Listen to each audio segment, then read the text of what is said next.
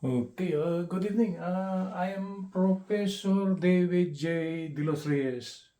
Okay, I will be discussing tonight a long-form video on integral calculus. Okay, this is an additional topic for my integral calculus subject. Okay, so I will be discussing tonight one of the so-called integration problems, and this falls under the so-called trigonometric function which involves power. Okay, let's proceed. My topic for tonight will be integral calculus in long-form video. I just want to explain integral calculus in long-form video instead of the short-form video because we lack time in the so-called short-form video. Okay, let's proceed. The given problem is the integral of sine of 1 over x cosine to the third power of 1 over x dx all over x squared. And the problem is asking that we must have to evaluate the integral of this one. Meaning, what will be the integral of this one? Okay.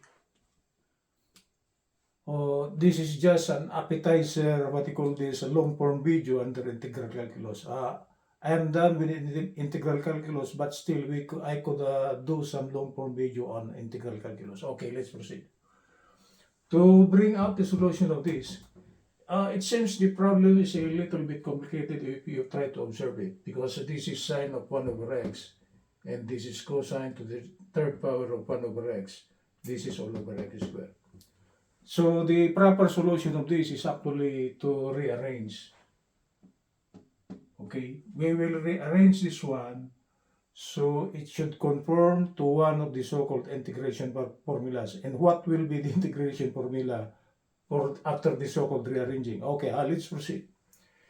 If I will try to rearrange the given equation, I will write it like this. Should be cosine of 1 over x to the third power. Okay, because cosine to the third power of 1 over x is the same as cosine of 1 over x raised to the third power. Okay, the equivalent of this will be cosine of 1 over x plus quantity raised to the third power.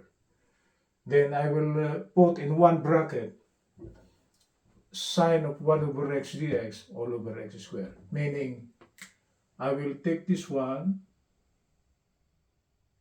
and this dx here plus x squared. I put it as one term under one bracket. Okay, so if we try to rearrange, I will repeat it. It will be equivalent to cosine of 1 over x raised to the third power times open bracket sine of 1 over x dx all over x squared close bracket. That is rearranged, or meaning we rearrange the given equation for it to conform to one of the integration formulas. Okay, because I am thinking already of a solution why I rearrange this one. Okay, I will check the color. Okay. If I put this one as cosine of 1 over x raised to the third power, I am thinking of the integration formula u to the n du. So we must have a value of u. And the value of u is actually the term inside. So I place it here for verification. I put u to be cosine of 1 over x, the term inside the third power. Okay, let's try to take the differential of both sides. The differential of u is du, and the differential of cosine of x. The differential of u is just du, okay, and this should be equal to. The differential of cosine will be negative sign, right? So it will be negative sign. The angle is 1 over x times the derivative of the angle. And the derivative of the angle is actually 1 over x. 1 is constant, x is a function, so it should fall under the derivative of a constant over a function.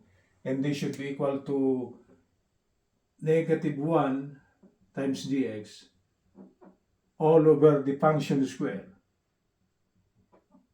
So if we try to simplify this one, this negative, right? Negative and a negative, this will now be plus. I will copy this one. Sine of 1 over x times dx. This is all over x squared. I will remove the plus. It's understood to be plus. This should be the equal sign. It should, what I call this, be in line with this one. So it looks good.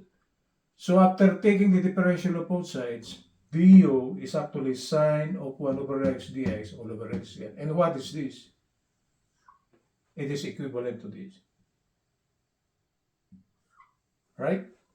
So meaning, the one I'm thinking that this falls under the integral of u to the d du, since this is exact, okay, after the verification, I can now use this formula here to integrate the given equation. So this should fall under the integral of u to the n du. Okay? We rearrange it, we verify it, and the differential is exact. So I could now use this one. So it will now just be, what I call this, a substitution process to get to the final answer. So this should now be equal to, the value of u is actually cosine of x, 1 over x, okay, raised to, this should be 3 plus 1. 3 plus 1 is actually 4, right? So this is 4. All over 4 plus c. Indefinite integral, we do not have the upper and lower limit.